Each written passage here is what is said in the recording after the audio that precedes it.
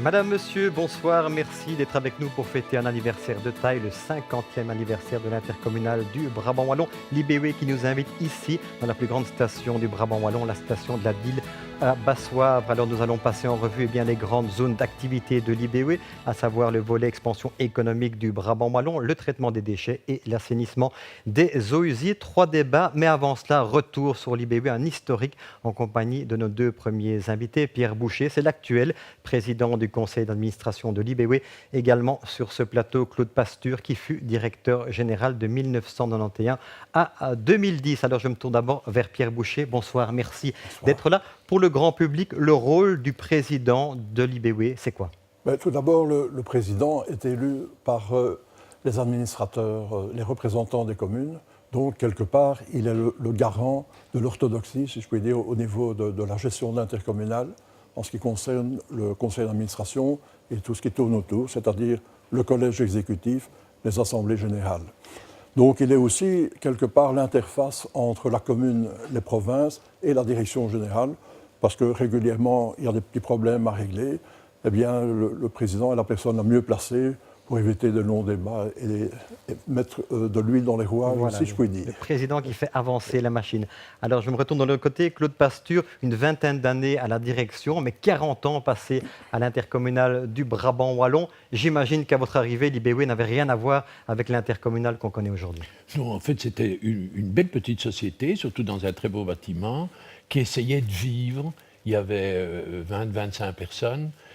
C'était un peu chaotique. Il y avait beaucoup d'armoires, avec beaucoup de dossiers, avec beaucoup de papiers administratifs, mais aucune réalisation. Et c'était une société qui éprouvait des difficultés de démarrer. Et puis, comme la plupart des sociétés, elle a bien démarré. Et cette PME, elle est devenue ce que l'on connaît aujourd'hui.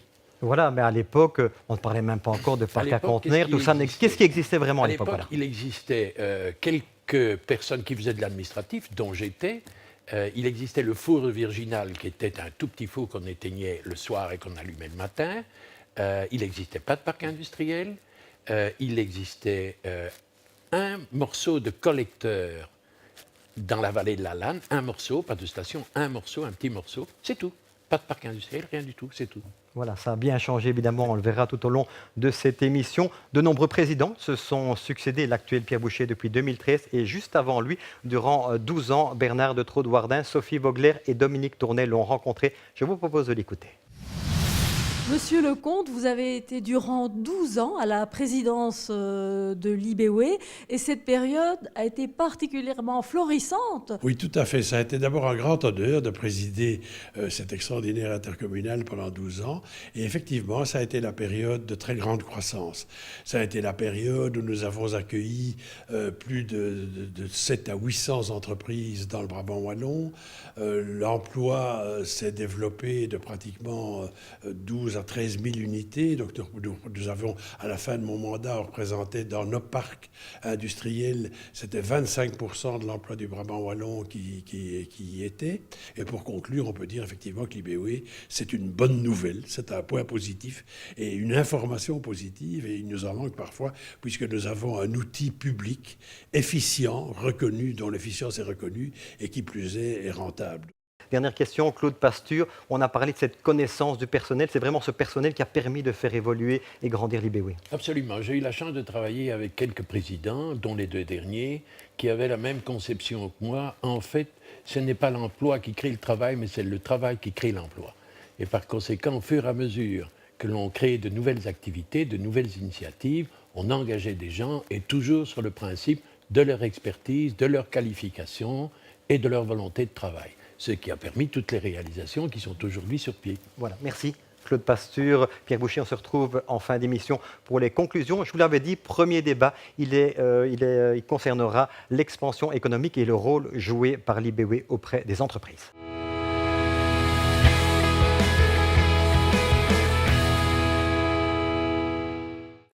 On peut dire que l'IBW au niveau économique, c'est donner un maximum d'outils pour que les entreprises se sentent bien en Brabant wallon. Exactement. Nous sommes là pour créer un contexte favorable à l'investissement, à la création de richesses, à la création d'emplois, bien entendu. Ce sont les entreprises qui créent les emplois. L'IBW est un outil régional qui est à la disposition des pouvoirs publics pour essayer de favoriser ces investissements. Service de qualité personnalisé aussi, c'est important à dire. Nous essayons de personnaliser l'accueil de nos entreprises du mieux que nous pouvons. J'ai encore passé toute la matinée à discuter avec une relativement grosse entreprise qui souhaite s'installer à Tubize et je crois justement on essaie de leur faire un service clé sur porte. Malgré des prix parfois plus importants que les régions voisines, malgré des aides moins importantes, le Brabant wallon a une série d'atouts que nous essayons de vendre au mieux. Voilà, encadrer ce tissu économique, ces entreprises. René Branders, on le rappelle, un président de la Chambre de commerce et d'industrie du Brabant wallon. J'imagine que c'était un rôle qui vous parle également, mettre en réseau les différentes entreprises, c'est important. C'est essentiel. Le partage actuellement d'expérience, je dirais aussi de compétences entre entreprises, c'est un point important. C'est dans ce cadre-là aussi que le Brabant wallon se distingue par ses zonings. Ces zonings qui ressemblent d'ailleurs, nous avons des zonings scientifiques, nous avons des zonings plus à caractère logistique. Dans mon cas personnel, le choix du Brabant wallon s'est justifié dans le Brabant wallon parce que cette facilité de logistique et je dirais ce tissu cohérent d'entreprise était une valeur ajoutée pour ma propre entreprise. Pour votre société. Pour le cas. Voilà, justement, ce zoning, cette présence avec d'autres entreprises, Francis Blake, administrateur d'Herbigum, donc dans le zoning à Perouet, c'est important, ça favorise quelque part ce dynamisme économique. Alors, quand on a décidé de s'installer dans le Brabant wallon, nous étions les premiers dans ce zoning, on est resté les seuls dans ce zoning pendant près de 25 ans. Donc, ce n'était pas la première raison pour laquelle nous avions choisi le zoning de Perouet. Par contre, l'IBE a été un élément clé pour nous installer là-bas. Ils nous ont même aidés au départ au niveau des prêts, au niveau de l'intégration dans cette communauté de Perouet. Donc l'IBE a eu un rôle clé sur notre choix de nous installer dans le Brabant wallon. Voilà, Mathieu Michel, président du collège provincial. J'imagine que ce développement économique et toutes ces aides, on sait que la province est également partie prenante de l'IBE, ça vous parle également? Pour nous, évidemment, c'est fondamental. Baudouin le disait il y a un instant, je pense que l'économie sur un territoire, c'est le moteur qui fait vivre l'ensemble des fonctions d'un territoire. On a l'habitude de dire que le Brabant wallon est une province prospère, c'est une des plus prospères d'ailleurs d'Europe. Je pense que ce n'est pas un hasard, je pense qu'à un moment donné, on a fait confiance à l'esprit d'entreprendre, on a misé en fait sur le talent de ses habitants, et miser sur le talent de ses habitants, c'est faire confiance aux personnes qui investissent, aux personnes qui prennent des risques. Et donc, on a mis en place effectivement des outils en Brabant wallon, comme l'IBE, qui sont des outils qui permettent véritablement de créer un contexte qui est favorable à la prise de risque, à la prise d'initiative pour créer de la richesse. Et très clairement, ce qui est important pour nous en Brabant wallon, c'est que cette richesse, elle est redistribuée après et nous permet en fait d'animer, de faire vivre et de construire un territoire où tout le monde trouve sa place, que ce soit en matière culturelle, que ce soit en matière sociale, que ce soit en matière sportive. C'est vraiment ça les dynamiques qui permettent de faire vivre un territoire comme le nôtre où les 400 000 habitants ont leur place. Voilà, justement, et le niveau économique est important avec un des rôles essentiels de l'IBE, on le sait, c'est de développer des zonings économiques, également mettre à disposition des bâtiments et des bâtiments vraiment spécialisés. Un des derniers en date, c'est le rachat du centre européen Shell à Louvain-la-Neuve, devenu le centre Monet. On a eu l'occasion de pousser les portes, regardez. C'était en septembre dernier, l'IBE a acquis le centre Monet à Louvain-la-Neuve. L'ancien centre de recherche européen de Shell ne manque pas d'atouts avec ses 14 000 m² bâtis sur un terrain de 8 hectares et cela à proximité de l'université, des axes autoroutiers et de la gare. Le bâtiment était occupé à 60% en septembre. Aujourd'hui, ce chiffre s'élève à 80% et l'on devrait arriver à 100% à l'automne. Je pense que l'IBE a pu valoriser mieux ce bâtiment qu'il ne l'était auparavant par le professionnalisme de l'intercommunal qui est reconnu pour son travail d'attraction des entreprises au travers de ces contrats d'entreprise qui sont proposés où on mutualise un certain nombre de services. Et effectivement, c'est ce service global proposé aux entreprises et sociétés qui plaît, des entreprises qui ne viennent pas seulement louer au centre Monet un bureau. Quand on loue 1 m² de laboratoire, tout est compris, électricité, chauffage, téléphonie, Internet, certains gaz, il y a des photocopieuses dans les couloirs, il y a un restaurant d'entreprise, donc c'est un global, c'est un service. Un bâtiment construit sur mesure pour Shell et qui propose des infrastructures très particulières qui comblent un manque dans la région. nous avons beaucoup d'entreprises qui, justement, ont besoin de laboratoires. Il y a un manque dans la région, des laboratoires séparés. Il y a des endroits où on peut avoir un laboratoire, mais il est commun. Ici, ils ont leur propre laboratoire. Donc, nous avons des entreprises au niveau médical, au niveau énergétique et de recherche peinture, etc. À l'époque, Louvain-la-Neuve était en concurrence avec Londres, Amsterdam et Anvers pour l'installation de ce centre de recherche européen. Shell a envoyé vivre des familles dans ces villes pour tester la qualité de vie et c'est Louvain-la-Neuve qui a été retenu. La morale de cette histoire, c'est quand on fait un choix économique, bien sûr, il y a des critères économiques classiques qui doivent y présider, mais aussi d'autres critères comme la qualité de l'environnement, le cadre de vie, la diversité, l'offre culturelle, sportive, de loisirs. C'est tout ça qui fait qu'un choix peut être déterminant. En l'occurrence, la qualité du cadre de vie, le dynamisme du Brabant wallon ont fait la différence. Un choix gagnant donc pour l'IBW qui à l'avenir va certainement exploiter les grands halls du centre Monet encore vides. Voilà, un centre Monet de plus en plus utilisé. René Branders aussi, cette gestion en commun de ces zonings avec une ligne directrice, ça a manifestement séduit jusqu'à l'étranger.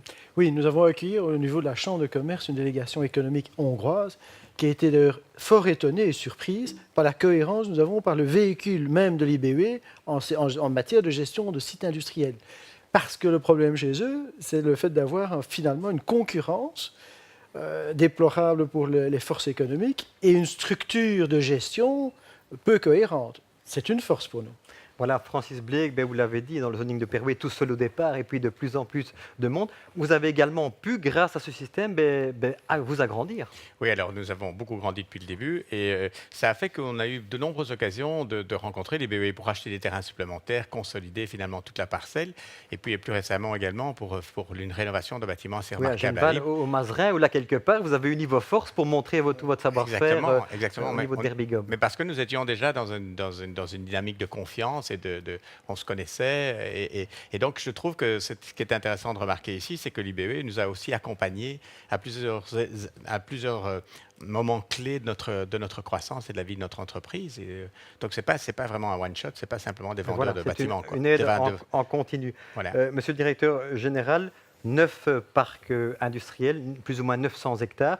Comment est-ce qu'on explique ce succès, un succès qui vous rattrape puisqu'on est presque à saturation? Je crois que le principal atout du Brabant wallon reste un atout géographique. La proximité de Bruxelles, capitale de l'Europe, une situation idéale en Europe du Nord, c'est incontestablement une carte de visite formidable. La présence de l'université, on ne le dira jamais assez, est un véritable moteur de développement économique. On connaît le succès du parc scientifique. Mais au-delà de ça, et comme le député Mathieu Michel l'a dit, il y a la qualité de la main-d'œuvre disponible dans le Brabant wallon, le haut taux de formation. Les gens très bien formés. Des gens bien formés, un enseignement de qualité aussi, provincial entre autres, qui forme vraiment des gens qui sont utiles à l'entreprise dès le premier jour. C'est quand même pas si évident.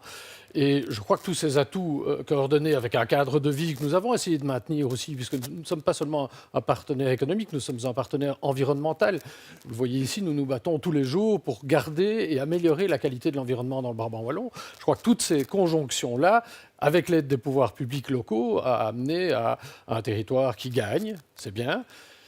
Il y a beaucoup de challenges pour maintenir cette capacité à gagner dans l'avenir, mais voilà, on est là pour les relever. Voilà, l'occasion d'en reparler. Mathieu Michel, évidemment, beaucoup d'atouts, avec évidemment tellement d'atouts que les gens viennent en Brabant wallon, va se poser un jour ou l'autre, et ça commence déjà maintenant, cette fameuse mobilité, évidemment. Je pense que très clairement, pour l'instant, on doit s'interroger, lorsqu'on a un territoire, comme disait Baudouin il y a une seconde, qui gagne, je pense que l'important, c'est de préserver ses qualités de vie. Je pense qu'aujourd'hui, il y a un pouvoir d'attractivité très important sur le Brabant wallon, une dynamique économique très intéressante, une pression foncière importante. Beaucoup de gens viennent vivre en Brabant wallon, veulent venir vivre en Brabant wallon. Je pense que l'aspect cadre de vie, l'aspect positionnement géographique sont des avantages extraordinaires pour le Brabant wallon, mais inévitablement, à un moment donné, le territoire, on ne sait pas pousser les frontières, il y a 1000 km² et ça, on ne va pas en changer tout de suite. Et donc, inévitablement, aujourd'hui, ça c'est le rôle des pouvoirs publics en partenariat avec l'IBW, c'est identifier aujourd'hui, en fait, les réponses qu'on doit apporter aux problèmes qui se poseront demain. C'est vrai en matière de mobilité, c'est vrai en matière de logement, c'est vrai en matière d'emploi. Et donc aujourd'hui, au niveau de l'institution provinciale du Brabant-Wallon, on a entrepris un tout gros travail de développement territorial, vraiment une réflexion avec les 27 communes pour identifier véritablement comment le territoire évolue. Évidemment, ça se fait avec un certain nombre de partenaires, y compris l'IBEWE, y compris d'autres partenaires sur ce type de projet, pour identifier comment on va réussir véritablement à rester sur le sommet de la vague. C'est ça qui est compliqué, mais je peux vous dire qu'en Brabant-Wallon, il y a énormément d'énergie positive pour y parvenir, et je ne doute pas effectivement qu'on trouvera les réponses à ce grand défi. Voilà, René Branders, Mathieu Michel parlait de frontières pas extensibles. Vous dites également, ces frontières, mais il faut les passer, parce que notamment, c'est un peu une des difficultés peut-être d'aller à l'international, mais même beaucoup moins loin, aller chez les partenaires au niveau bêtement du Brabant flamand. Ben oui, au niveau, l'économie n'a pas de frontières. Et au contraire, on se trouve dans des économies beaucoup plus globalisées. Nous, en matière de chambre de commerce du Brabant-Wallon, nous construisons actuellement des ponts avec nos alter ego de Louvain pour recréer ce tissu et ces échanges économiques entre les entrepreneurs néerlandophones et francophones, les deux parties étant de Mordres, parce que cette consolidation de l'économie passe aussi par une meilleure connaissance de l'autre, des accords et je dirais de l'émulation économique entre régions. Nous sommes quand même au pied de Bruxelles, nous sommes au pied d'une région qu'ils appellent le Brabant flamand, excusez-moi, qui est aussi une force économique. Je crois qu'il faut jouer cet atout. Les entrepreneurs sont prêts à le prendre, en tout cas, dans les deux côtés. Voilà, Francis Blake également, aller s'exporter loin ou moins loin, c'est comme ça qu'on peut grandir. Tout à fait. Donc, notre société exporte. Tous les jours, il y a des camions qui partent en Afrique du Sud, de Perouet. Tous les jours, il y en a qui vont dans le nord de la Norvège, il y en a qui vont partout. Donc, il y a Derby Gum qu'on retrouve en Afrique du Sud. On a du Derby Gum qu'on retrouve en Afrique du Sud, dans les Émirats, enfin partout dans tous les pays européens. Donc, oui, je pense que c'est la vocation des entreprises belges, c'est d'abord bien connaître leur pays. C'est l'avantage de notre position aussi. On est tout près de la Flandre. Exactement. Le Brabant-Wallon est juste à côté, nous sommes voisins. On a énormément de clients en Flandre. La plus grosse partie de nos ventes se font de ce côté-là de notre pays. Et donc oui, je pense que l'économie belge et les entrepreneurs belges doivent voir plus loin. Ça ne sert à rien d'être le roi du bac à sable si le bac à sable est au milieu d'une plage. Il faut se rendre compte qu'on est au milieu d'une plage. Il faut attaquer la plage, pas le bac à sable. Voilà, c'est une belle image. On va encore revenir pour un dernier tour de questions, mais on reparle des zonings. Et c'est vrai que ces zonings qui arrivent quasiment à saturation, mais tellement il y a de la demande. Il y a des demandes partout, notamment à Wallin, où un projet dans les cartons. Je vous propose d'écouter à ce propos Laurence Metz, la bourgmestre de Wallin, qui est également vice-présidente provinciale de l'IBEWE. Quand on regarde un petit peu partout en Brabant-Wallon, on voit que les zonings, en tout cas à proximité de Wallin, sont presque saturés en tous les cas. On a vraiment une belle zone puisqu'on est situé sur notre zoning sur Wallin, vraiment à la sortie de la E411. C'est un projet auquel on pense avec le collège communal depuis déjà quelques années, puisqu'il faut savoir qu'il était déjà inscrit au schéma de structure. Et puis au plan communal de développement rural, ça aussi fait l'objet de nombreuses discussions avec la population, puisque vous savez aussi qu'à Wallin, on aime bien avoir des projets qui soient concertés avec la population. Et je crois qu'il y avait vraiment un manque à ce niveau-là, parce qu'on n'a pas envie non plus d'avoir des activités artisanales qui, à un moment donné, doivent partir ailleurs. Donc on voudrait offrir là un beau terrain qui est on ne peut mieux, je pense, situé au pied de la E411 à la sortie numéro 10. Donc voilà, je pense que c'est un projet qui va vraiment répondre à de beaux besoins. C'est vrai qu'avec les chemins de l'économie aussi, c'est vraiment un projet qui nous tient donc à cœur depuis quelques années. Je crois que, en tout cas, quand on en discute aussi avec l'intercommunal du Brabant-Wallon, puisqu'on est aussi dans ce cadre-là aujourd'hui, il y a une véritable demande. Et donc je crois que cette offre sera vraiment la bienvenue et il est temps vraiment de la mettre en œuvre. Voilà, une véritable demande, Laurence Metz vient de le signaler et ce n'est pas toujours simple à répondre. Je sais, quand on vous lance sur la question, vous êtes intarissable, mais c'est vrai que faire notamment changer d'affectation en certaines zones, c'est très compliqué et effectivement, on l'a déjà rappelé dans l'émission, le Brabant-Wallon n'est pas extensible. Tout d'abord, une toute petite remarque d'ordre sémantique. Depuis plusieurs années maintenant, nous ne parlons plus de zoning, nous parlons de parc d'activité économique. parce que je crois que nous construisons maintenant des parcs de la 3e génération, qui sont des endroits qui sont paysagés, qui sont étudiés pour être agréables à vivre et à travailler, mais qui sont aussi des zones où l'environnement, la biodiversité a sa part. Donc voilà, je crois que c'est juste ça.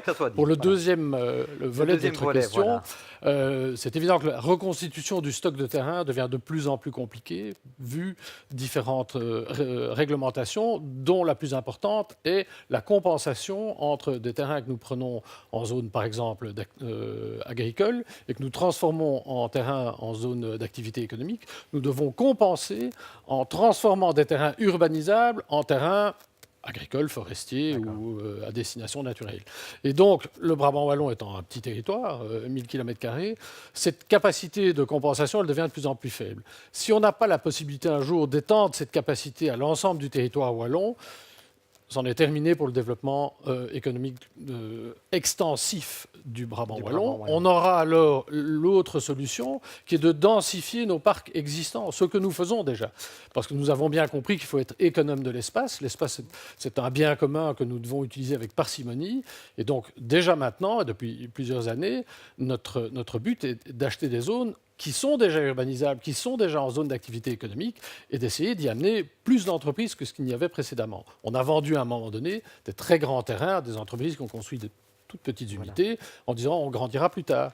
Mais maintenant, on leur dit, écoutez, votre excédent de terrain, on le reprend et on le vend à d'autres. Francis Blake, si effectivement, à un moment, vous n'aviez pas pu vous étendre, ça aurait pu être une des raisons de déménagement hors du Brabant wallon? Difficile d'y répondre. C'est très difficile d'y répondre, mais en tout cas, c'est très important pour un industriel de voir plusieurs années devant lui et d'avoir toujours une marge. Et les terrains sont importants dans cette marge-là. Et donc, effectivement, nous avons aussi une réserve de terrain pour le moment, d'un petit hectare à Perouet, parce qu'il y a d'autres activités que l'on pressent. Et nous préférons remettre tout autour d'un même endroit, parce que c'est beaucoup plus logique et c'est beaucoup plus efficace, en fait, d'avoir des centres de compétences qui sont rassemblés sur un même... Donc, on a déjà des services de maintenance, on a des services d'expertise sur place, et donc une nouvelle activité économique est beaucoup plus facilement démarrable à côté de notre usine plutôt que dans un autre endroit. Donc je pense que pour un industriel, c'est important de savoir qu'il y a suffisamment d'espace pour lui pour grandir. Déménager une usine comme la nôtre, ça coûte très très cher. Et donc il faut bien, donc quand on décide de s'installer là, nous on savait qu'il y avait suffisamment d'espace pour nous pour grandir. C'était pour longtemps, effectivement. On savait que c'était pour longtemps. Voilà, même question également, c'est important de savoir qu'on peut grandir à l'endroit où on se développe, c'est important. C'est essentiel. Mais il faut aussi tenir compte du fait que l'économie elle-même évolue. On va se retrouver dans 20 ans dans lesquels les économies vont être probablement plus liées à l'e-commerce, aux ICT. On parle d'imprimantes 3D, de manufacturing. Bon, tout ça, ce sont des virages, évidemment, qu'il faudra négocier en fonction de l'évolution économique. Il est certain que la demande, et je rejoins tout à fait M. Le Hardy là-dessus, ne fût-ce que de Bruxelles, qui se sent maintenant à l'étroit dans sa périphérie, elle demanderait immédiatement de terrain et de surface ici en Brabant wallon. Nous sommes beaux, nous sommes la belle mariée. Encore faut-il effectivement conserver cette cohérence, à juste titre, comme vous le disiez, qui fait qu'on a des économies d'échelle, elles sont là. Chez nous, par exemple, en tant qu'exportateur, on fait usage de sociétés de transport qui se trouvent à 40 mètres de notre porte. Voilà, Nous ne devons plus aller à Anvers pour cela, nous ne devons plus aller au Tour au Taxi. La solution est à portée de main. Garder cette cohérence sera important. Voilà, justement, je vois que vous acquiescez, Mathieu Michel. Cette cohérence économique, il faut la garder. Évidemment, sur le territoire. c'est essentiel. Quand vous dites que c'est une cohérence économique, c'est une cohérence sociétale finalement. C'est ce qui fait qu'au sein du Brabant wallon, on réussit à fournir cette qualité de vie. Et donc, on est aujourd'hui dans une spirale positive qu'on doit absolument préserver. Et donc, je pense que ce n'est pas quand on est au creux de la vague qu'on doit penser à remonter. Je pense que c'est quand on est au sommet de la vague qu'on doit penser à y rester. Je crois que c'est fondamental. Et donc, effectivement, les réflexions en matière de politique foncière, les réflexions en termes de mobilité sont essentielles. Moi, j'entends effectivement que pour le monde économique, ça, c'est essentiel. Pour le monde économique, c'est ce qui permettra de continuer en fait à alimenter le territoire en prospérité et donc en solidarité. Et c'est clair qu'à chaque fois que je vois des entrepreneurs comme vous qui appréciez, qui aimaient le Brabant wallon, au-delà simplement d'un projet économique, je pense que le Brabant, c'est plus que ça, c'est un projet de vie. Eh bien, je m'en réjouis et on est là pour le préserver comme tel. Voilà, merci messieurs d'être venus parler du premier volet, le volet économique. Dans quelques instants, deuxième débat, il aura trait au traitement des déchets. À tout de suite.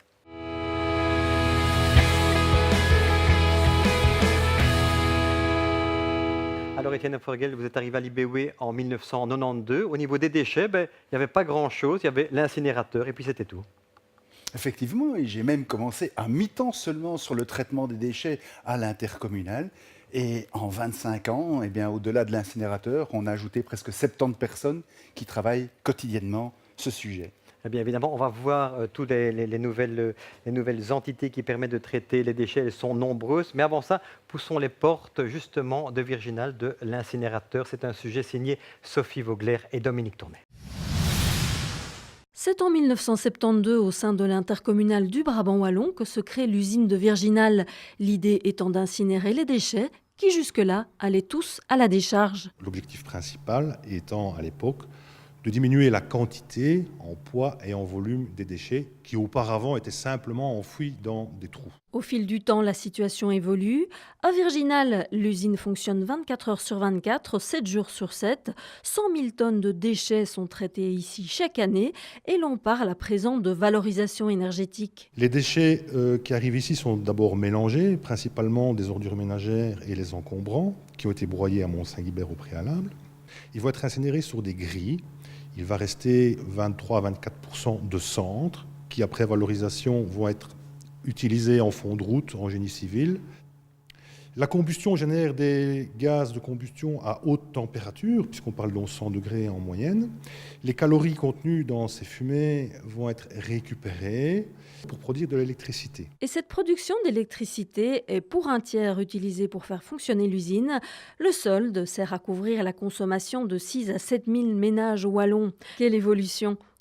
Maintenant, sur la totalité des déchets générés par les habitants du Brabant wallon, environ 2 à 3% sont versés en décharge de classe 1. Aujourd'hui, la Belgique est le deuxième meilleur élève européen en matière de valorisation énergétique. Cependant, au-delà du traitement de nos déchets, un travail doit aussi se faire en amont au niveau de notre consommation. Étienne Forguel, mais c'est vrai que je parlais d'incinérateur, on parle maintenant d'usine de valorisation. Le concept a fort changé. Oui, mais je crois, comme mon collègue vient de le dire, le premier objectif, c'était de trouver une alternative à la décharge, les décharges qui se remplissaient. Et donc, c'était un problème de volume, simplement, qu'on voulait voir disparaître. Entre-temps, l'approche de la problématique déchets a effectivement complètement changé. Ceux qu'on ne peut pas recycler, au moins retirons-en l'énergie potentielle. Et donc, c'est ça, effectivement, une grosse partie de la première étape qui a été franchie. Voilà, une étape importante. Alors à mes côtés, Olivier Bouchat, directeur de l'ICDI, l'intercommunal de collecte et de destruction des immondices de Charleroi. Merci d'être là. Vous faites partie de la fête, vous venez fêter les 50 ans d'IBW. C'était important pour vous d'être là? Oui, tout d'abord, si vous me permettez, je suis très honoré et très content d'être là. Et donc, je vais lever mon verre voilà. Au 50e anniversaire de nos consoeurs et confrères du Brabant wallon. Donc, bon anniversaire, voilà. Il fait chaud en plus. Hein.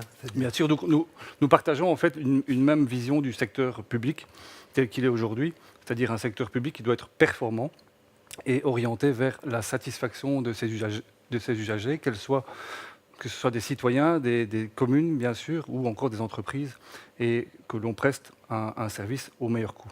Voilà, deux intercommunales, on se voit comme des entités sœurs qui collaborent ou comme des concurrents? Comme des entités sœurs qui collaborent, qui partagent des réflexions, des expériences. Nous collaborons tout d'abord au sein d'une fédération qui s'appelle la COPIDEC, dans laquelle sont représentés l'ensemble des intercommunales de gestion des déchets. Il s'ensuit des échanges intéressants sur des expériences menées à droite ou à gauche, et donc dont on en retire les bénéfices pour le plus grand intérêt de toutes les parties. Nous partageons des marchés publics ensemble, et puis nous avons des partenariats plus spécifiques, comme celle d'exploiter un centre de tri des PMC ensemble, qui s'appelle Valtris. Voilà, collaboration. Nathalie Viato, c'est un peu le terme qu'on peut également utiliser par rapport à votre collaboration avec l'IBW. On rappelle que vous êtes manager chez FOSPLUS. Peut-être un petit mot pour le grand public. FOSPLUS, c'est quoi? Oui, bien sûr. Donc, FOSPLUS, c'est l'organisme agréé qui promeut, coordonne et finance les collectes sélectives, tri et recyclage des déchets d'emballage ménagers en Belgique, c'est-à-dire les PMC, papier, carton et verre principalement. Voilà. Et la collaboration s'instaure comment avec l'IBW? Donc la collaboration se fait, donc c'est des conventions que l'on signe pour une période de 5 ans. Donc là, pour le moment, nous en sommes à notre 4e convention, donc presque 20 ans de collaboration avec l'IBW. Voilà, donc collaboration évidemment importante. On en reparlera. On s'en rend compte aussi le rôle de plus en plus important de l'IBW au niveau du traitement des déchets et différentes manières justement de traiter les déchets, notamment avec des plateformes de compostage. Et on va retrouver François Namur justement un peu en dehors, mais sur le site ici de cette station d'épuration de la Dyle. Il est en compagnie de François Durcel. Alors François, vous allez nous expliquer comment fonctionne ce compostage. Voilà, tout à fait, parce que parmi les déchets récoltés par l'IBW, il y a évidemment les déchets verts, et vous l'avez dit, je suis avec François Durcel. Vous êtes responsable des plateformes de compostage de l'IBW. Il en existe 2 en fait, une à Virginal et l'autre ici, à Wavre. Et en fait, c'est là que sont traités tous les déchets verts récoltés par l'IBW. En effet, nous avons 2 stations sites de compostage à Wavre et Virginal. Nous collectons les déchets verts via les parcs à conteneurs, via les collectes en porte-à-porte, et les jardiniers indépendants viennent aussi vider directement leurs déchets verts sur le site. Est-ce qu'on composte 100% des déchets verts qui sont récoltés? 100% des déchets verts qui sont récoltés sont compostés. Après le processus, à la fin du processus, nous avons la fraction compost et la fraction refus.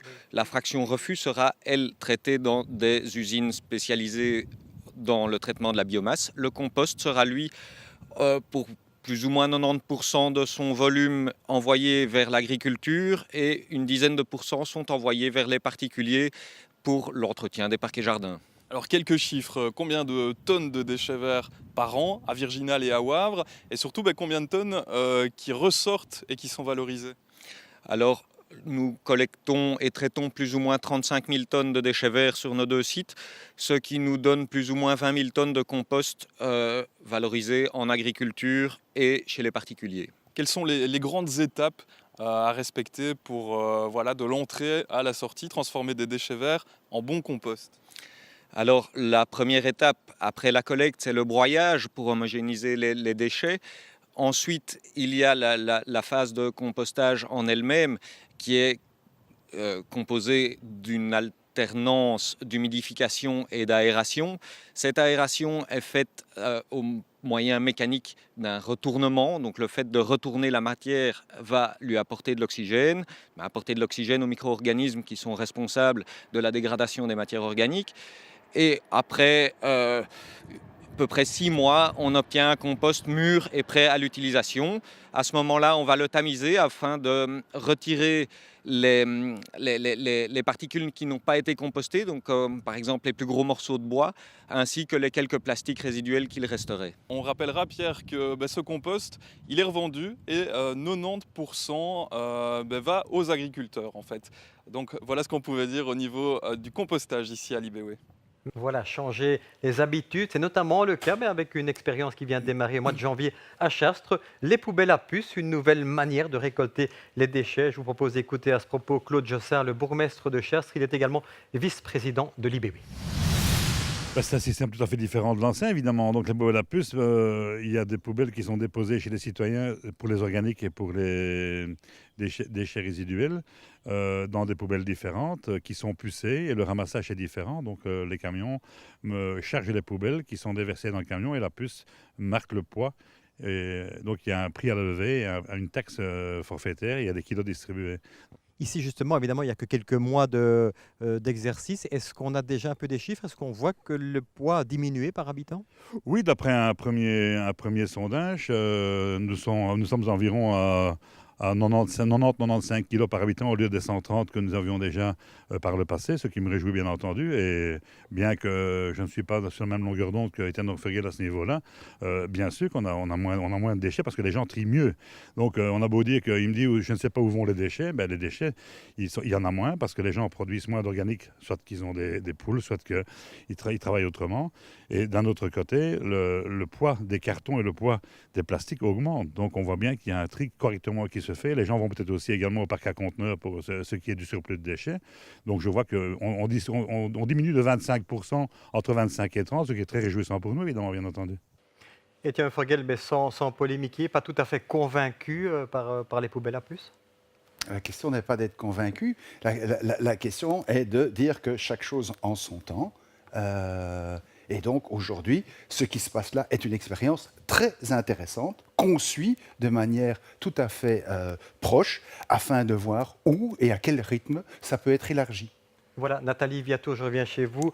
FOS+, on parlait de collaboration en début d'entretien. Sur quoi porte justement cette collaboration avec l'IBEWE? Donc cette collaboration est évidemment primordiale puisqu'elle elle concerne toutes les collectes sélectives des emballages ménagers, le tri et le recyclage de ces emballages sur la province. Est-ce qu'on sait estimer, je me permets de vous couper, est-ce qu'on sait estimer le volume sur une année? Donc oui, tout à fait. Donc ça représente plus ou moins 26 000 tonnes d'emballages ménagers sur la province par an, donc non compris la fraction papier, donc qui est quand même collectée avec les papiers cartons, mais il n'y a que les cartons qui sont concernés au niveau emballage de cette fraction papier-carton. Voilà. Olivier Bouchat, quels sont pour les prochaines années, pour vos intercommunales, les grands défis en matière de traitement des déchets? Je pense que le plus grand défi, c'est d'atterrir sur le coût-vérité et de donner vraiment proposer un service qui allie à la fois des consignes claires et à la fois une fiabilité dans les filières de traitement qui sont proposées aux citoyens, mais à un coût acceptable pour ce citoyen. Justement, on parlait également des changements d'habitude. C'est difficile de faire changer les mentalités dans ce domaine? Sans vouloir polémiquer, le système des poubelles à puces est un bon système pour ce genre de situation, puisqu'il allie la taxe à une production individuelle de déchets, mais il est vrai qu'il n'est pas implémentable dans toutes les communes. C'est un système qui est favorable pour des communes rurales, voire semi-rurales. Étienne Offergel, effectivement, je parlais de changement de mentalité, notamment la presse vient d'en faire état. Les personnes qui se présentent au parc à containers, on sait qu'ils sont nombreux en Brabant wallon, 17, mais leur comportement n'est pas toujours adéquat. Votre personnel doit également être à même de gérer ça. J'imagine que ce n'est pas évident non plus. Non, ce n'est pas évident parce que les parcs à conteneurs, ça représente plus d'1 million de visiteurs par an dans le Brabant wallon. Donc ça veut dire qu'il y a plus de 10 millions de personnes en Wallonie qui se rendent chaque année dans les parcs à conteneurs. Donc rien qu'avec le nombre, ça constitue déjà un problème.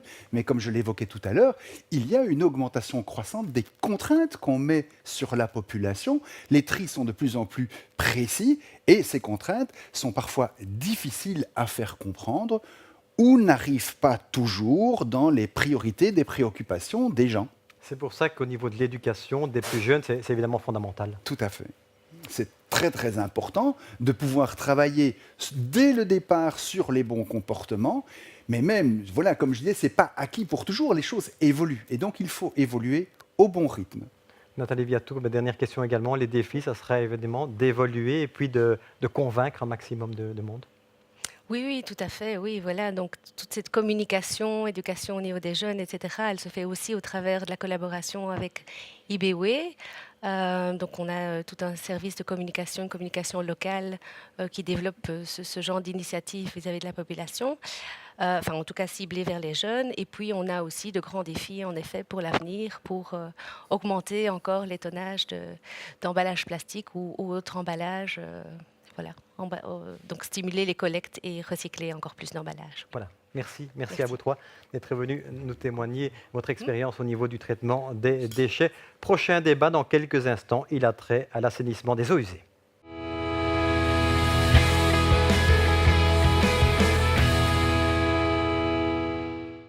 C'est vrai que le travail a été colossal au niveau de l'IBEWE. Aujourd'hui, on peut dire que quasiment toutes les eaux sont épurées. En termes de stations, ça représente combien de stations? Alors l'IBEWE dispose de 37 stations d'épuration, 350 km de collecteurs, 2000 km d'égouts dans les diverses communes, 65 stations de pompage, tout ça pour assainir 37 millions de mètres cubes d'eau usée chaque année avec 100 membres du personnel.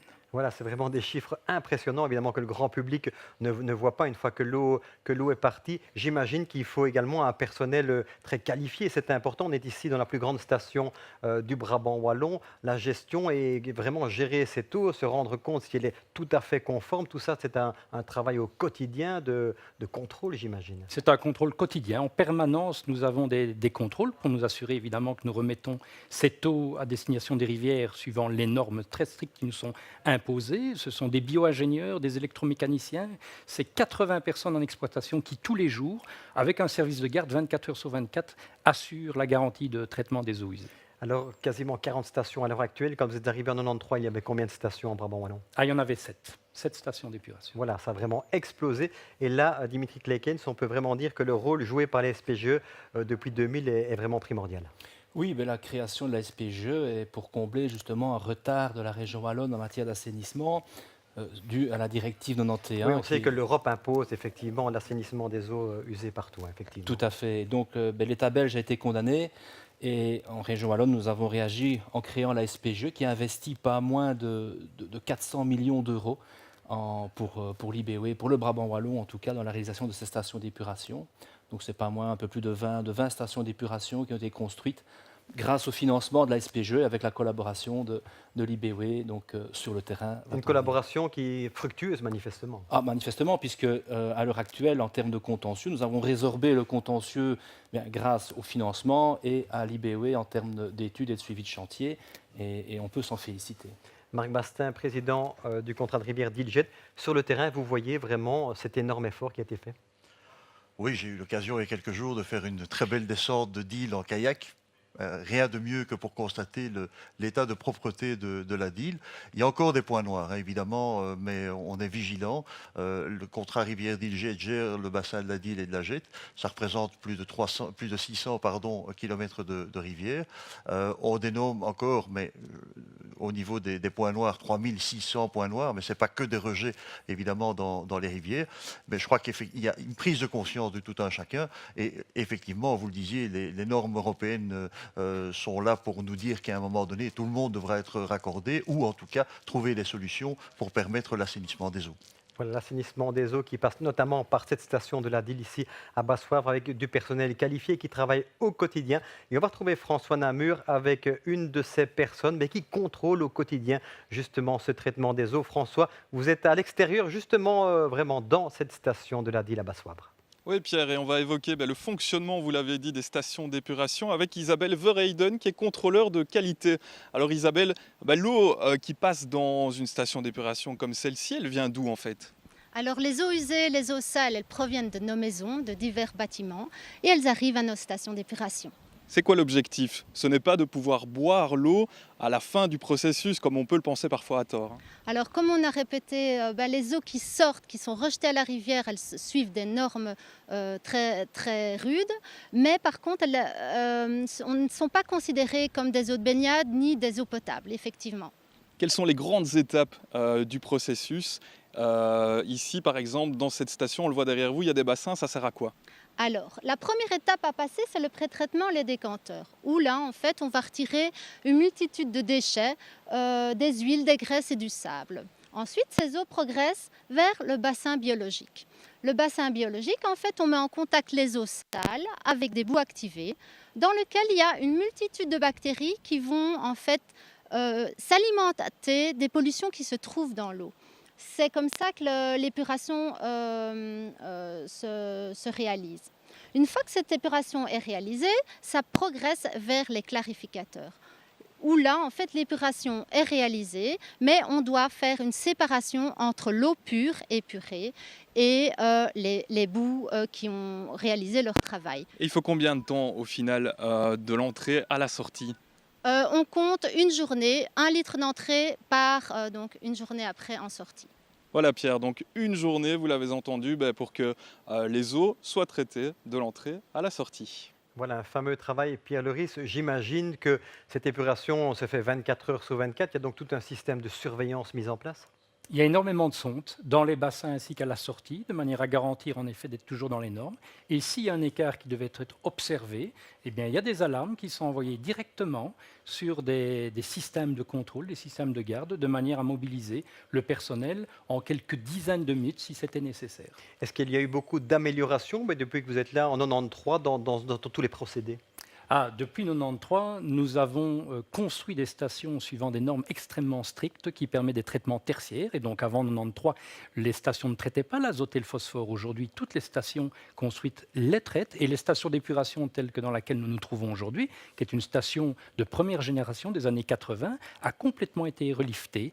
Et on y a mis des traitements tout à fait modernes. On a également un sécheur à boue, on a un digesteur qui produit du biogaz. On a vraiment des outils très très modernes. Voilà, vous parlez des boues, vous me tendez la perche parce que c'est vraiment un système tout à fait révolutionnaire, unique en Wallonie, des boues qui vont être transformées en pellets. Je vous propose de voir comment tout cela fonctionne avec Thibaut Van Ramdonk. Pour l'ensemble de ces stations d'épuration, l'IBEWE se retrouve chaque année avec 19 000 tonnes de boue.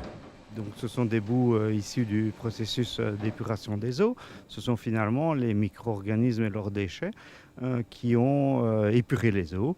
Et donc ces micro-organismes doivent être extraits du système d'épuration à un moment ou l'autre. Et ces boues, l'IBEWE va les valoriser. Et voilà maintenant plus de 30 ans que l'IBEWE s'est vraiment inscrit dans une politique de recyclage et de valorisation agricole des boues. Donc elles sont, après une série d'autorisations, d'analyses du produit et des terres agricoles qui vont recevoir ces boues, elles sont recyclées en agriculture et réutilisées comme amendement agricole. L'IBEWE a eu la bonne idée de déshydrater à 90% ces boues et de les conditionner en pellets. Cette production de pellets est réalisée sur le site de la station d'épuration de Bassoivre. Le pellet permet de stabiliser le produit, donc le produit ne sait plus évoluer, il est à plus de 90% de matière sèche. Ce produit aussi ne doit plus être stocké à champ, il peut être stocké à la station d'épuration pendant 6 mois et être déstocké au moment des épandages agricoles. Et de plus, on réduit fortement les transports puisque le produit est fortement déshydraté. L'IBEWE est la seule intercommunale en Belgique à valoriser, grâce à ses pellets, 97% des boues qu'elle récolte chaque année dans ses stations d'épuration. Voilà, c'est vraiment un procédé, vous l'avez vu, tout à fait révolutionnaire. Dimitri Klekens, depuis 2000, les SPGE, un gros boom en Brabant Wallon comme partout ailleurs en Wallonie. Mais il y a un nouveau plan d'investissement 2017-2021. Pour le Brabant Wallon, vous pouvez nous le résumer en quelques instants? Oui, tout à fait. Donc l'objectif, c'est maintenant, en fait, c'est la directive cadre sur l'eau, donc qui tend à améliorer l'état de nos masses d'eau pour atteindre le bon état. Et donc dans ce cadre-là, en Brabant Wallon, ce ne sera pas moins de 70 millions d'euros qui sont estimés à investir, je veux dire, en stations d'épuration, une dizaine de stations d'épuration, leurs collecteurs d'adduction et réseaux d'égouttage également, plus associés à de la petite épuration. Donc sont touchées là les agglomérations qui n'étaient pas visées par la directive 91 dont j'ai parlé tout à l'heure et qui sont visées ici par une autre. C'est moins de 2000. Les moins de 2000, effectivement. Équivalent habitants. Marc Covastin, le rôle de la province, cette sensibilisation aussi à l'eau, à l'or bleu, j'imagine que vous inscrivez en plein. Oui, l'or bleu qui peut être aussi source de problèmes au niveau des inondations, puisque c'est aussi un de nos métiers au niveau de la province, c'est la lutte contre les inondations. Alors ça fait partie aussi de ces écoulements naturels des eaux. La province investit énormément d'argent pour ces projets en gestion des cours d'eau de deuxième catégorie, mais aussi en subvention à destination des communes. Justement, un rôle de la province qui, quelque part, vient en aide, j'imagine, aux communes qui peuvent peut-être pas, au niveau de leur budget communal, prendre en charge ces travaux. Absolument. Ce sont des coûts moins importants que ce qu'on avait avant au niveau des bassins d'orage classiques. On est plus dans des zones d'extension de crues et dans des zones d'immersion temporaire qui, finalement, coûtent moins cher, mais nécessitent peut-être plus de place pour laisser l'immersion. Mais c'est vrai que ça représente quand même souvent des investissements très importants. Voilà, l'eau importante également au cœur de toutes les attentions. Et pour vraiment préserver cette eau, la sensibiliser, eh bien, c'est dès le plus jeune âge que ça se fait. Et il y a ici, notamment, dans la station d'épuration de la DIL, des classes d'eau. Et Thibaut Van Ramdonk a assisté à une de ces séances, un de ces cours. Regardez. Chaque année, environ 1000 personnes visitent les stations d'épuration gérées par l'IBEWE. Communiquer sur ce qu'on fait, c'est très important, surtout dans le domaine de l'environnement, où la sensibilisation, la pédagogie sur ce qu'on fait est très important. Et donc les infrastructures sont ouvertes, on a effectivement beaucoup de demandes, mais on travaille aussi dans le cadre de journées structurées, comme les journées de Wallonne de l'eau, ou Place aux enfants, ou d'autres initiatives proposées par les autorités locales ou d'autres autorités. On s'inscrit dedans volontairement. Depuis 2013, en partenariat avec l'IECBW, l'IBEWE organise à la station d'épuration de Bassoivre des classes d'eau. Objectif, sensibiliser et informer les plus jeunes. C'est pour développer la conscience des enfants par rapport à la nécessité de préserver l'eau du robinet qui a l'air de couler si facilement, mais qui est très rare. C'est que 1% de l'eau qui est potable sur l'ensemble des ressources d'eau au niveau mondial. Les élèves qui participent à ces classes d'eau viennent chaque année de la 2e à la 6e primaire. Chaque année, ils viennent 2 jours, c'est un stage 2 jours non résidentiel, où ils vont explorer chaque année une thématique avec des visites. Quand ils vont analyser l'épuration, ils vont visiter bien évidemment la station d'épuration ici. Mais quand on va parler de potabilisation, on va aller visiter le château d'eau du zoning nord de Wavre. Après 5 ans, ces élèves qui ont participé à ces classes d'eau recevront un diplôme. Ils reçoivent un diplôme d'hydro-citoyen responsable ou alors ambassadeur de l'eau. Et donc normalement, on espère faire d'eux des acteurs du développement durable et vraiment avoir conscience de la nécessité de préserver l'eau et aussi les sensibiliser au coût de l'eau et tous les investissements qu'on a dû faire ces dernières années en Brabant Wallon qui s'élèvent à des dizaines de millions pour préserver la qualité de notre eau. En 3 ans, les classes d'eau ont déjà accueilli près de 3500 élèves. Pierre Leris, voilà, sensibiliser dès le plus jeune âge, on a vu avec ces classes d'eau, j'imagine que c'est important évidemment. C'est essentiel pour changer la mentalité, pour s'orienter vers l'environnement. C'est vraiment la meilleure manière pour nous de nous assurer que les bons gestes environnementaux seront posés, qui sont fort importants parce que nous sommes à l'aval des égouts, nous sommes à l'aval des toilettes. Et il est évident qu'il ne faut pas jeter n'importe quoi dans les toilettes pour permettre d'assurer, notre métier de tous les jours. Merci en tout cas, messieurs, d'avoir été présents sur ce plateau. On le voit, l'IBEWE est présent dans beaucoup de secteurs. Un secteur qu'on connaît peut-être un peu moins. Eh bien, il y a quelques années, l'IBEWE a pris en charge la construction d'un crématorium à Cours-Saint-Étienne. Visite, c'est tout de suite avec des images d'Adrien Brosse. 4 ans et demi après son inauguration, le crématorium du Champ de Cours prouve toute son utilité. Avec 2000 crémations annuelles, il répond à une véritable demande de la population qui, rappelons-le, était obligée auparavant de se déplacer à Bruxelles ou Charleroi. À Cours-Saint-Étienne, l'IBEWE joue en plein son rôle d'acteur public. Nous sommes vraiment à la disposition de la famille. Tout a été conçu ici pour permettre que les familles trouvent un lieu public, donc géré par l'intercommunal, donc au moindre coût aussi pour les populations. Auparavant, il fallait aller à Bruxelles ou à Charleroi, ça coûte très cher. Parfois, il fallait attendre parce qu'il y a beaucoup de demandes. Ce crématorium a été installé dans un havre de paix pour que les familles endeuillées soient reçues dans le respect et la sérénité des familles qui sont également encadrées par le personnel de l'IBEWE.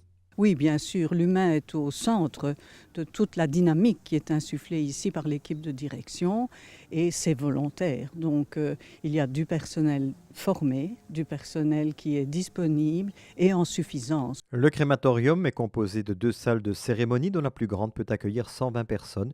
Une pelouse de dispersion a été aménagée en contrebas du bâtiment, un bâti à l'architecture soignée où la symbolique a toute son importance. On passe des ténèbres à la lumière et le bâtiment a été conçu pour.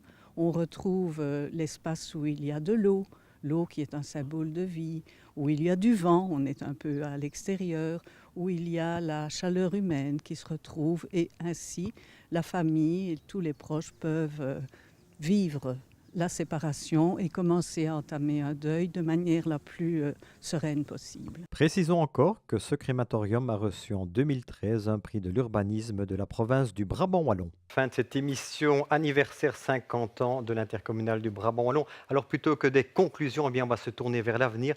Pierre Boucher, quels sont les défis des prochaines années pour l'IBEWE ? En assainissement des eaux, comme on l'a vu il y a quelques instants, c'est tout tracé. Il s'agit de terminer les 16 mini-stations pour arriver à combler les 3% manquants et arriver à ce que le Brabant Wallon soit totalement assaini. Les eaux du Brabant Wallon soient totalement assainies partout. Voilà, viser les 100%, voilà. Un autre gros défi. Oui, et alors, n'oublions pas que ce travail étant fait, il y aura une reconversion de notre personnel, notamment en utilisant son savoir-faire pour lutter contre les inondations grâce à l'intervention de la province. Donc on interviendrait donc là comme maître d'œuvre délégué de la province. Voilà, rôle important également. Défi des eaux, on l'a bien compris. Défi économique également parce qu'on est à un tournant. Alors là, c'est le plus grand défi qui nous attend. Bon, tout d'abord, il faudrait que le Brabant continue à conserver son ADN, qui est d'être un territoire innovant au niveau européen. C'est essentiel pour le développement du futur. Mais au-delà de ça, nous avons un défi immense, c'est la révolution numérique. Nous sommes dedans. Ce n'est pas demain, c'est aujourd'hui. Nous organisons d'ailleurs le 19 octobre un colloque de très haut niveau pour les entreprises, pour les sensibiliser à cette problématique, pour leur dire qu'il faut rentrer dedans. Les entreprises qui ne se reconvertiront pas vers le numérique, soit elles seront absorbées, ou pire, elles disparaîtront. Donc c'est une révolution totale. Et derrière ça se profile une autre révolution qui est encore plus grande, c'est l'intelligence artificielle, dont on voit déjà les premiers prémices avec l'arrivée des robots. Donc voilà, l'avenir est passionnant, mais il va être exigeant et il nécessitera un engagement total de la part notamment de l'IBEWE pour aider les entreprises à surmonter tous ces défis. Voilà, Pierre Boucher, on a compris, beaucoup de défis. Ce sera avec vos hommes, évidemment, Baudouin Lordy de Beaulieu. Et là, peut-être l'importance, on arrive au terme de cette émission, insister sur l'importance des hommes. Je pense notamment à leur sécurité. Sur les sites, c'est fondamental. Voilà, comme vous l'avez dit, l'IBEWE, c'est 300 personnes, 300 hommes et femmes, ne les oublions pas, qui tous les jours s'impliquent et se battent pour atteindre des objectifs qui sont des objectifs de bien public, des objectifs qui servent la collectivité. J'en profite ici pour remercier solennellement tous les collaborateurs de l'IBEWE qui exécutent un travail remarquable au jour le jour, qui font remonter des idées, qui sont créatifs. Franchement, c'est un vrai bonheur pour moi d'être le patron d'une équipe aussi performante. C'est un défi aussi de tous les jours de gérer ces personnes. Et comme vous l'avez dit, un des domaines à laquelle je me suis attelé plus spécifiquement lorsque je suis arrivé, c'est la lutte contre les accidents de travail. On avait un taux d'accidents de travail trop élevé. On a beaucoup travaillé là-dessus tous ensemble, j'insiste, parce qu'autrement ça ne marche pas. Et maintenant, nous avons des statistiques qui sont extrêmement encourageante. Les accidents graves ont quasiment disparu. Les accidents bénins sont de moins en moins nombreux. Mais c'est un défi permanent, c'est quelque chose qu'on doit remettre sur le métier tous les jours. Et pas plus tard que ce matin, nous avons encore eu une réunion stratégique pour redéployer notre activité en matière de meilleur contrôle et de meilleure gestion du travail, du risque sur les lieux de travail pour les 2 prochaines années à venir, un dossier qui va bientôt être présenté au collège exécutif. Alors on l'a entendu dans tous les débats, vraiment le Brabant wallon, la Wallonie, l'IBEWE aussi est vraiment un tournant dans plein de secteurs. J'imagine qu'il faut former votre personnel, ça va de pair avec une réussite évidemment de l'IBEWE dans les prochaines années. Essentiel évidemment. Le nombre d'heures de formation ne cesse de croître, c'est un investissement de la part de l'IBEWE puisque souvent ces formations sont payées par nous, mais je rappelle surtout que c'est un investissement de la part de ceux qui suivent ces formations. Et nous encourageons toujours avec beaucoup de volonté tous ceux qui, en plus des formations que nous dispensons, sont à la recherche de formations extérieures. Et c'est toujours un bonheur pour nous d'accompagner et d'aider des jeunes ou des moins jeunes qui acceptent d'entreprendre un 3e cycle. Et donc, nous essayons de les aider en payant le Minerval, en leur donnant des jours de congés supplémentaires, etc. Et ça, je dois dire vraiment, lorsque quelqu'un entreprend ce type de démarche, il sait que la direction et le collège exécutif de l'IBEWE sont derrière lui pour l'encourager. C'est d'ailleurs un des éléments souvent importants que nous relevons dans les CV spontanés que nous recevons beaucoup. Dès qu'on voit que quelqu'un a entamé cette démarche d'une formation continue, c'est un élément extrêmement positif. Voilà, merci beaucoup. Merci. Formation, sécurité, on l'aura compris, essentiel pour les défis de demain. Voilà, nous sommes arrivés au terme de cette émission. Bon anniversaire évidemment à l'IBEWE qui fête ses 50 ans. Merci à toutes les équipes de TVcom, elles ont été nombreuses à vous permettre de vivre cette émission. Merci à l'IBEWE de nous avoir prêté ici ce studio dans la station de la Dyle à Bassoivre. Merci de nous avoir suivis. Au revoir, à bientôt. Et bon anniversaire. Santé. Merci.